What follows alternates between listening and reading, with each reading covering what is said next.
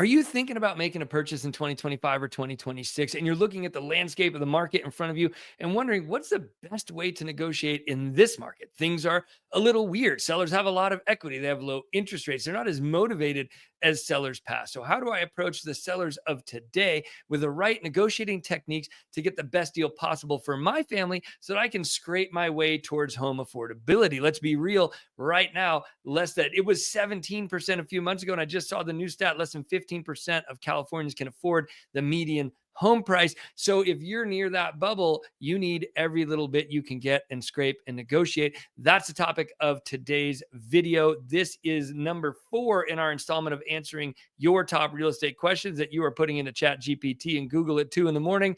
Your 4th question was, what's the best way to negotiate in this market? We're going to cover it today, from negotiation styles to tactics and techniques to why price isn't always the best way to get the best deal. Terms can really help you out a lot more if you have an experienced negotiator on your behalf. So welcome back to the Informed Home Buyer Podcast. I am your host, as always, Rich Curtis, and I have my co-host with me, Dave Miller. Morning, Dave.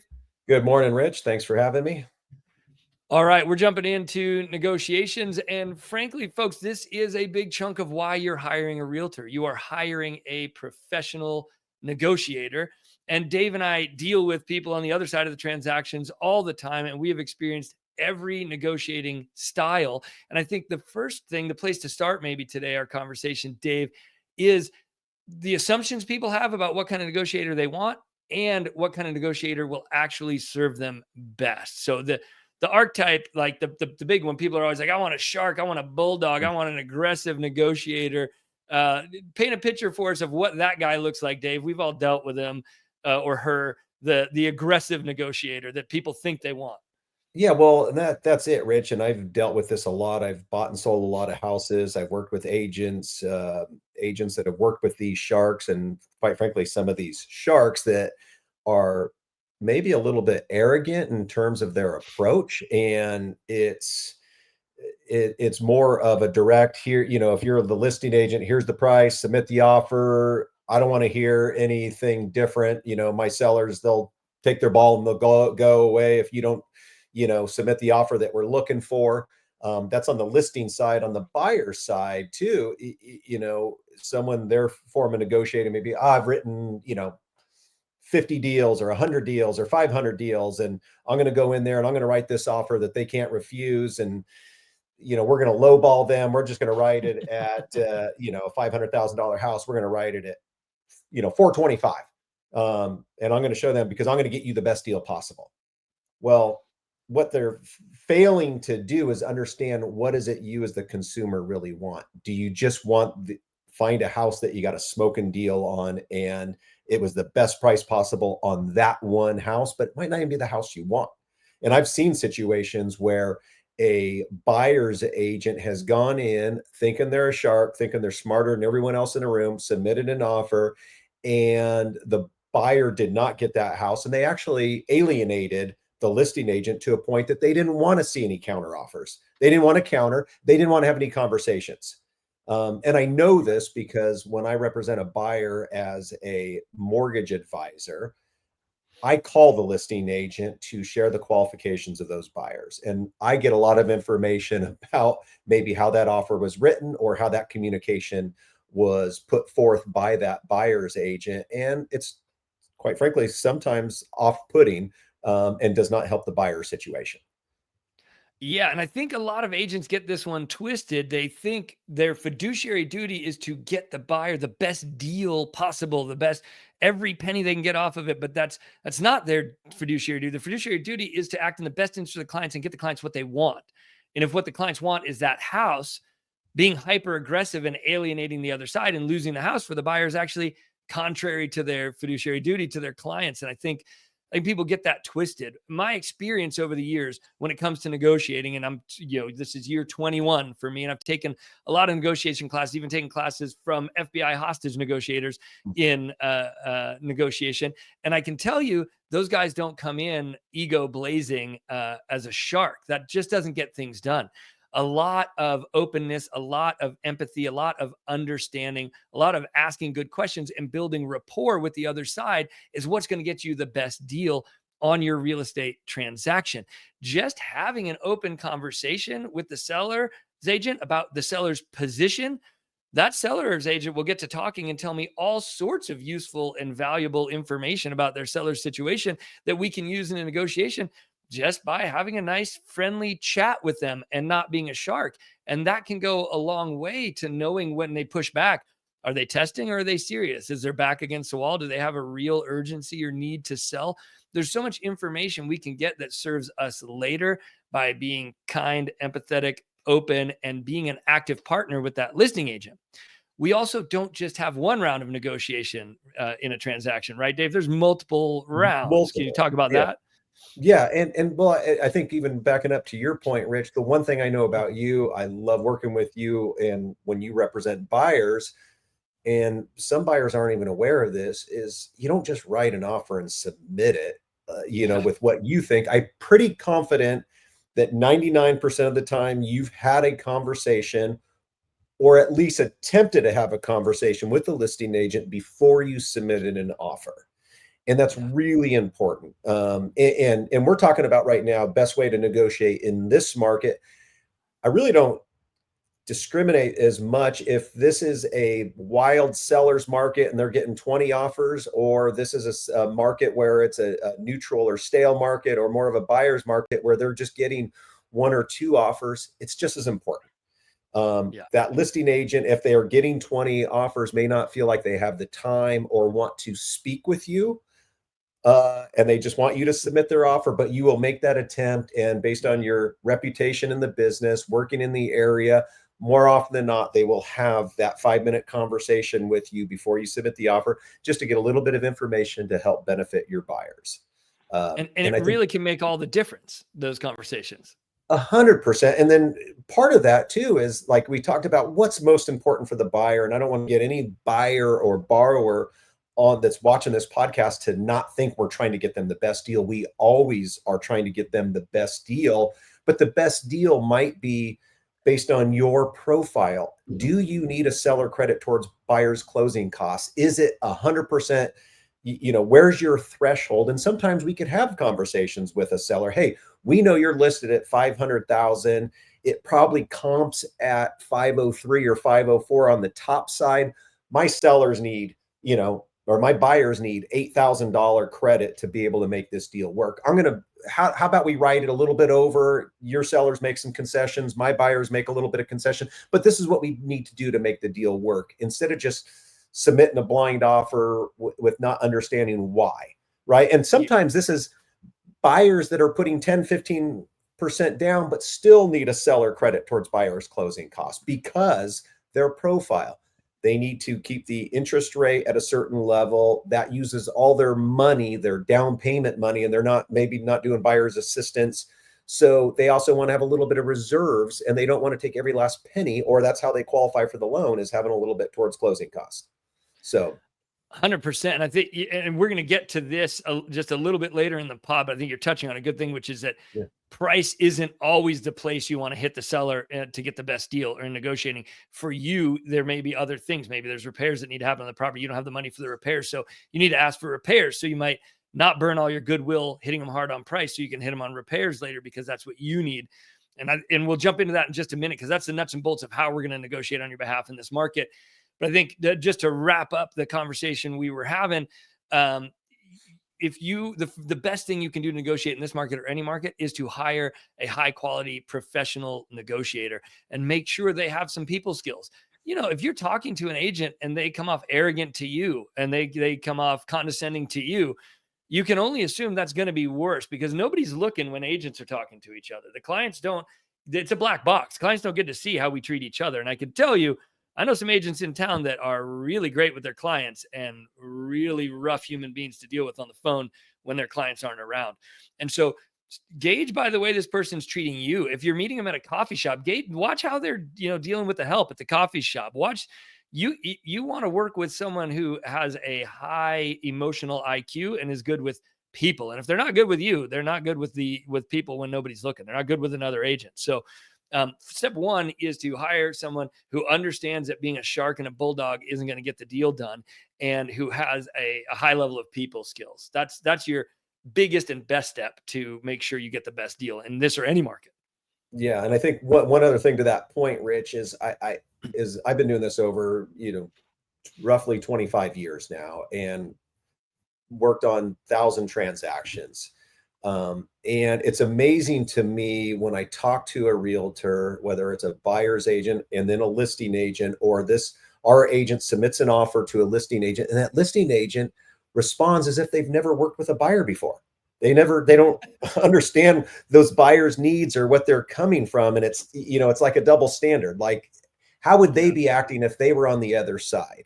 And Yeah. they need to be understanding of, because hopefully they've worn both hats before, and they haven't just listed a property and never worked with buyers. But it's amazing that it's almost like a bipolar personality, and it doesn't need to be that way. Yeah, and it doesn't need to be contentious from the get-go. We can hold good boundaries. We can negotiate aggressively. We can get to a deal that works for our client without it being because once it's contentious, it's rough the whole way through.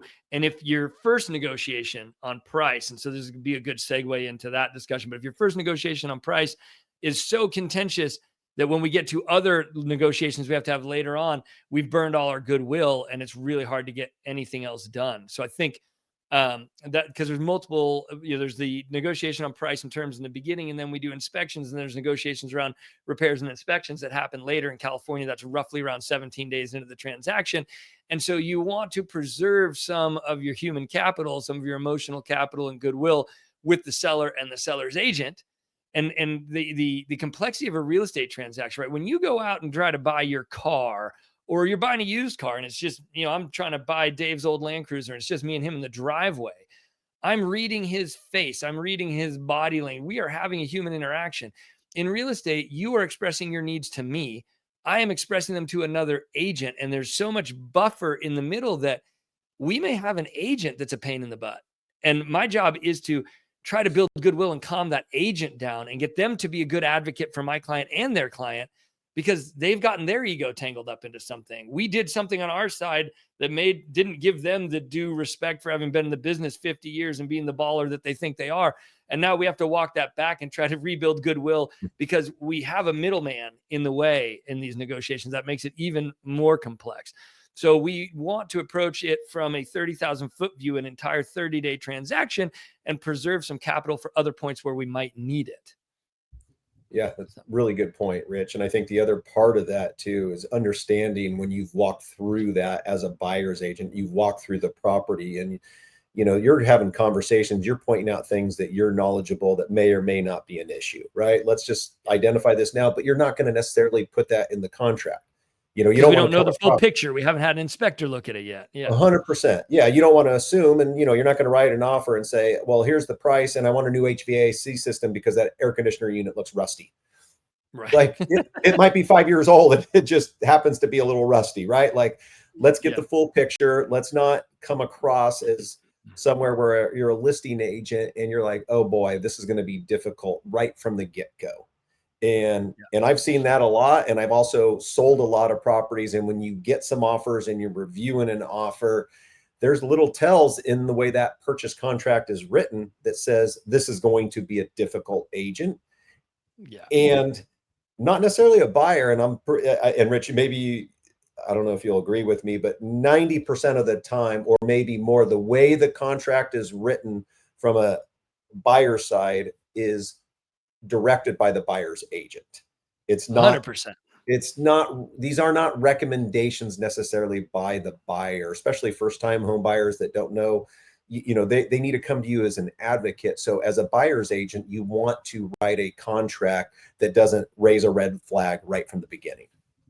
Yeah, 100%. And there's all kinds of things that go into that. If I'm going to hit somebody hard on price because that's what this buyer needs, which we're about to talk about why that's not always the best idea. But if we are, then I'm going to encourage the buyer to write the rest of the contract really clean. Let's give these people only one decision to make: price. Everything else is clean. Everything else is great. If I'm going to get a counter, I want a one-line counter that says purchase price to be, and let's hash that out. Let's not hit them on price, hit them on terms, hit them on everything, and just beat them up to the point where this becomes a muddy 15-line counter and we're not going to get anywhere, not going to get what we want. Now, if we're not hitting them on price, but we have some complexities to the buyer situation, then maybe let's be a little friendlier on price and go big on some of these terms and hash out the terms we really need for this particular buyer. And one of the reasons Dave and I often talk through and consult buyers that price isn't always your best negotiating tactic is because it often doesn't preserve the capital you need. So let's walk through this. Let's say I want to go in and I know this house needs a bunch of work, right? And I need to put in some new flooring or whatever. You know, I just got a bid to refloor 2,300 square feet. It's $22,000, right? So let's say I'm like, whoa, it needs flooring. I'm going to hit them and I'm going to ask them for 22 grand off the price. Well, number one, right off the bat, we kind of put the seller on the back foot because we've hit them for 22 grand off the price. And you're getting a loan on the property. So Dave, 22 grand off of the price. What does that save us a month? Just call it 20 grand to make the math easy. What's that save us a month on our payment? Probably about $150, $160 a month. 160 bucks a month, right? And you need 22 grand for your flooring. So divide 22 by 160. So your big baller move to get the 22 grand off the house means in 137 and a half months, you'll have enough money to put in your new flooring, right? So that doesn't really help you. So if you're the kind of buyer who has a lot of capital and you're like, oh, I have the money in the bank to pay for the flooring, and you just want a credit for it because you don't want to have to eat that flooring cost, go on price. That makes sense. But if you're a younger first-time home buyer, you're not a well-capitalized buyer, and on the date of the close of escrow, you don't have any money to actually replace that flooring, then you saved yourself $150 a month, and 137 and a half months from now, you get your new floors. If you're a husband out there and you're married, I'm betting your wife's not going to like the 137 and a half month timeline. I know mine wouldn't. So how do we approach this or your husband, depending on which one of you is making this choice?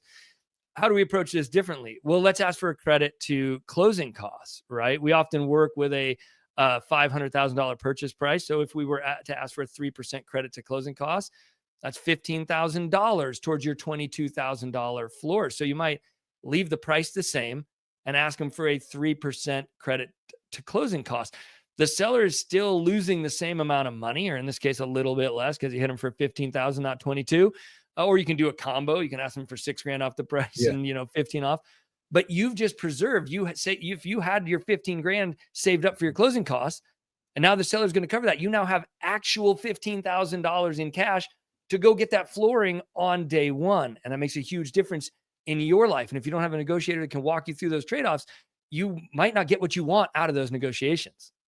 Yeah, you nailed it on the head, Rich, right there. And I think that's really important too, is understanding just because a buyer's pre-approved, it's important that mortgage advisors and realtors speak. Me and Rich have a lot of communication before an offer is written, and Rich knows going in, hey, what's most important to these folks? Like, do they have any cash reserves? And he may tell me about the house. Like, here's what's going on.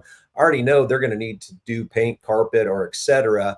How are they on reserve? So we already know that going in. So when you write the offer, it's a cleaner offer. And like Rich talked about here, is leaving other things kind of standard or being more favorable, so you're not asking for everything. And maybe you already know, hey, these folks have already been underwritten with a property address to be determined. I can already get an appraisal in 7 days. So you lower that stuff to 10 days as goodwill. Like, they didn't ask for it, but like, it's amazing when you get an offer, and as a seller, someone that's gotten an offer or received an offer that, oh shoot, they're beating me up. They want X amount off here. Or they want this price, but they want this much in seller credits, but they're giving me shortened turn times, all this stuff. That looks pretty good. That's really favorable. And I think also from a listing agent's perspective, for them to go to their seller and say, and what you worry about in any market is a particular buyer going sideways, right? Like, you don't want to get 2 weeks into 2.5 weeks into a transaction and you're nervous the whole time, because in California, as you know, as the buyer, you're going to get that deposit back if you're within the contingency period and you want to walk. So you're basically held hostage. And from a listing agent or a seller's perspective, if you with goodwill shorten some of those things, that's sometimes a lot more valuable than money. It's peace of mind, especially if Rich, you've had a conversation, what that seller's motivation is. Are they looking to look out of state? Do they already closing on another property somewhere else? What do they have going on? So what might be more important to them is peace of mind to know, hey, my inspection and loan contingency are going to be shortened. So I'm not going to be, on pins and needles, day 14 through 17, wondering what this buyer's doing. And if I'm So going to those lose are, this buyer and have to go back to market and find somebody else. Yeah. yes, No, yes, 100%. You nailed it there. The way we present ourselves in a negotiation, especially because, like I said, we're not on the street haggling over a car or a travel trailer where we can see each other and present, the way you've dressed, the way you've carried yourself, the way you've talked to the person, the way you've inspected the item, all plays in negotiation. We don't have any of that. We have the conversation with the seller's agent and we have what's on paper. And so if you need a big credit to closing costs, or you need to shave a big chunk off the purchase price just to make this work, the way we present you as a buyer makes a lot of sense. If you've got a basic pre-approval letter because you talked to a lender for 15 minutes and it says all over it that subject to credit and verifying everything you said, and you've put an earnest money deposit down of the bare minimum, 1%, a few $1,000, and you've left the contract standard with 30-day timelines and 17 days to inspect it, and then you've nailed them on price, what have you given them to convince themselves to come down to your price? You have to pepper them with details and data points that say it's worth making a concession, because all day long on my own house, I'll take a few thousand less for a made deal. Your cash, I'll take a few thousand less. You're going to get it done in 7 or 8 days, so I don't have to sweat this out. Like a few $1,000 over the next 20 years of my life? Who cares? I want less stress and a more made deal. So if you're going to hit them on price or credit, then yeah, we're shortening our timeline, shortening our contingency periods, where Dave's calling them. I don't just call them. Dave calls them and says, I've got this guy fully pre-approved all the way through underwriting. The only thing that has to qualify now is your house. And it looks like a beautiful house to me online. So I don't see any problems here. We can close this up in 20 days, 17 days. So yeah. What's that? No, sorry to interrupt you there, Rich, but I think the crux of that really too is a conversation and explanation of why you're doing what you're doing. You're not just checking a box or writing something on a piece of paper. Well, you want $8,000 credit towards buyer's closing costs. Well, they're trying to get in my pocket. Well, if it was explained to the listing agent who has represented buyers, these buyers are out of cash. Mr. Seller, your house might need to be painted and this and that, or here's the reason. It makes sense. Usually when those things all tie together and there's a cordial conversation, it goes a long ways. Just having a reason why and understanding that they're just not trying to be a shark and beat you up. Well, I'm asking you for the seller credit, either take it or leave it. Right. That's not a good agent, right? Like, here's why we need the seller credit. Yes, 100%. And so when you're looking at how to negotiate in this market or any market, right, pick a professional negotiator who has, a lot of good skills and understands this. Have a conversation with your representatives, your realtor and your lender. Make sure they know what you need so they can choose the best route. Are we hitting them on price or are we hitting them on terms? Do we need longer timelines because you're self-employed and you need this deal to hit, or you need to pre-file your taxes this year so we can show enough income on this tax return to get you? So maybe we need a 21-day loan contingency, right? So what do you specifically need? Then we have a conversation what the seller specifically needs.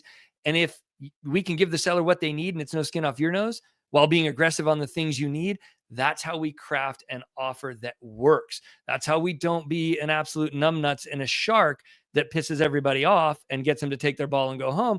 That's how we get you what you need while giving up things that don't matter to you to give the seller what they need.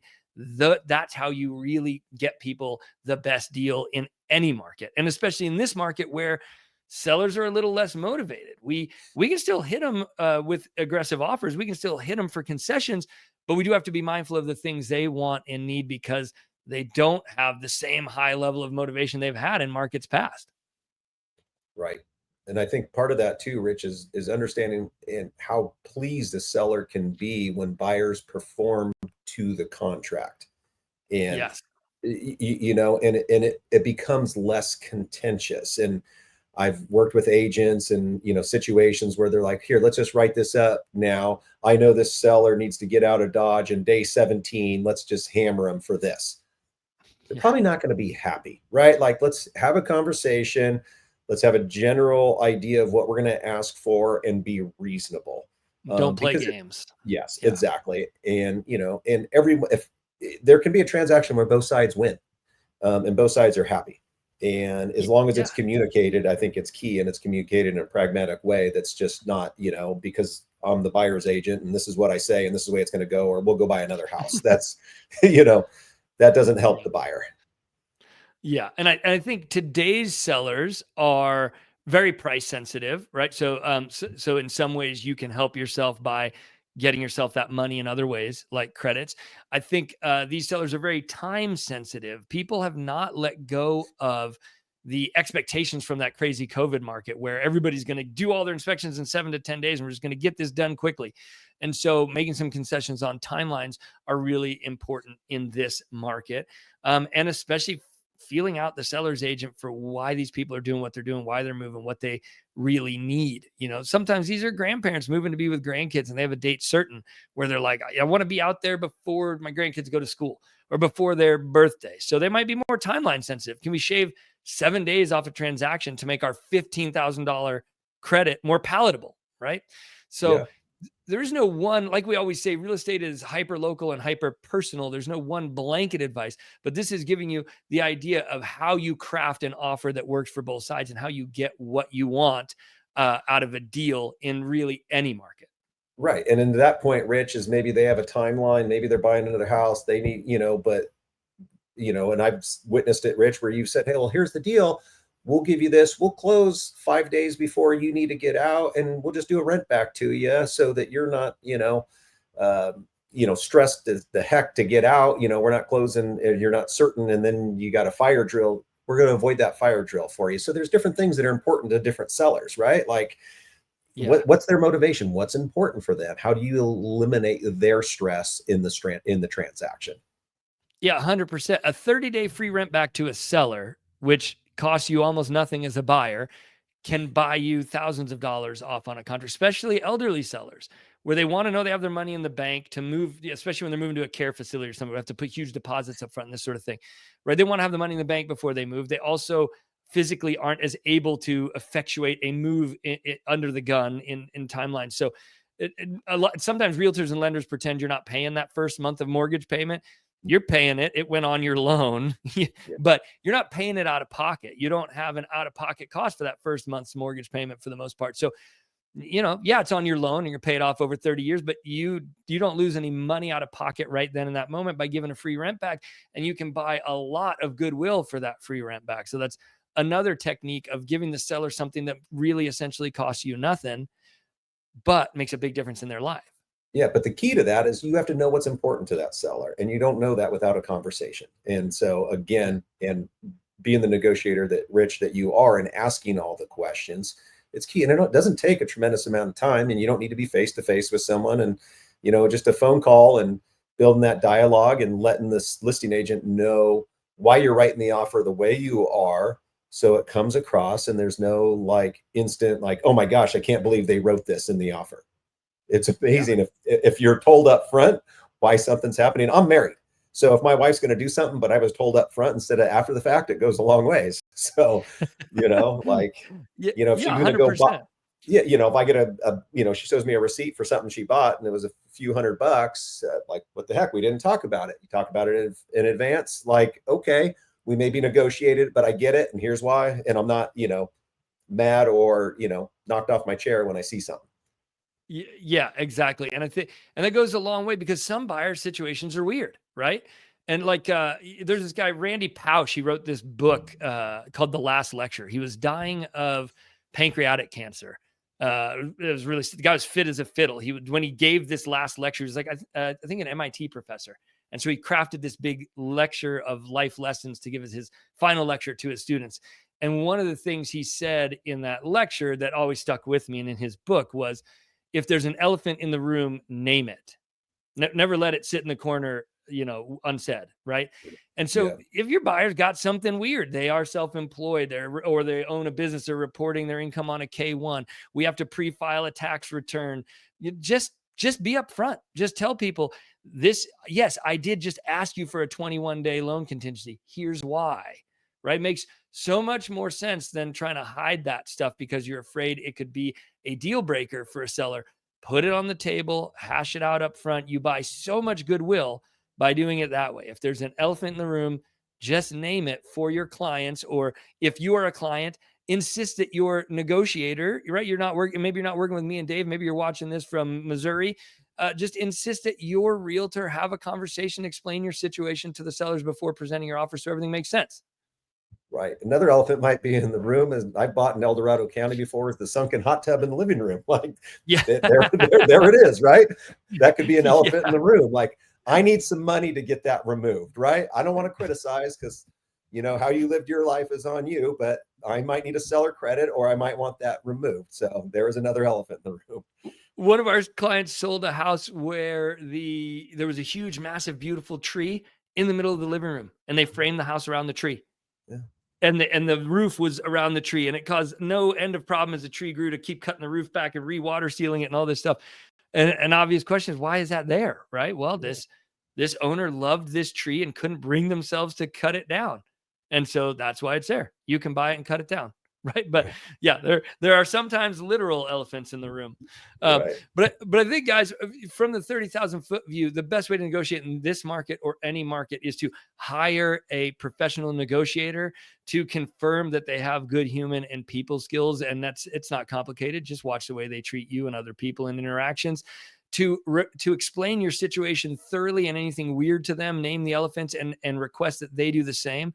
Request that they don't ever submit a blind offer, that they call an agent and have a conversation with them before ever submitting an offer on your behalf, and preferably before even writing an offer. Why write an offer, structure it all out, and then find out that you should have done it differently and we got to go redo it because of all of these things? So make sure they have a conversation before they do it. Make sure the lender you're working with is also willing to have a conversation on your behalf to explain your situation. Request that they are not an overly aggressive bulldog in the deal, and have a talk with them about what's the best way to negotiate for your situation. Is price the best way? Are concessions the best way? Are repairs the best way? What do you particularly need? And find out if they can get as much information as they can about what matters to the seller's side. So if there's things you can give up that don't matter to you, that buy you some goodwill in the transaction, you can do that in your offer. This is the structure that Dave and I work through on every deal to get our clients the best possible deal for them and their situation. Right. And Rich, you bring up a really good point. And I think when you have that conversation and you hire and you interview an agent, the one thing that I know, and as a seller, is how do you interact with that listing agent? They're going to tell you as the buyer everything you want to hear. But I've been a seller and I've worked with an agent that said, oh, look at this offer came in. Look who the agent is. Instantly, there's a red flag. You don't want that. You want to hire, as a buyer, you want to hire your buyer's agent, someone that, no matter who the listing agent is, doesn't have negative, inclination right off the get-go. You don't want to start in negative territory. So yeah, 100%. Well, I think that's a good place to wrap it here, folks. I hope you got some good information on different ways to negotiate, different ways to structure a contract, different ways that benefit you more than others, so you can have an informed conversation. That's our goal here, the Informed Homebuyer Podcast, so you can have an informed conversation. If you're in our market, we always would love you to give us a shot. If you made it this far, hit the like button, click subscribe, hit that little bell icon so you don't miss another video with crucial information to help you with your home buying purchase. We're answering your top 5 questions that you're asking ChatGPT and Google this year about real estate. This was our 4th installment. Next week will be our 5th and final installment of your burning real estate questions. Thanks for committing the time today. Thanks for being with us, and we'll see you on the next one. I'm Rich Curtis. And I'm Dave Miller. Thanks. Bye, everyone.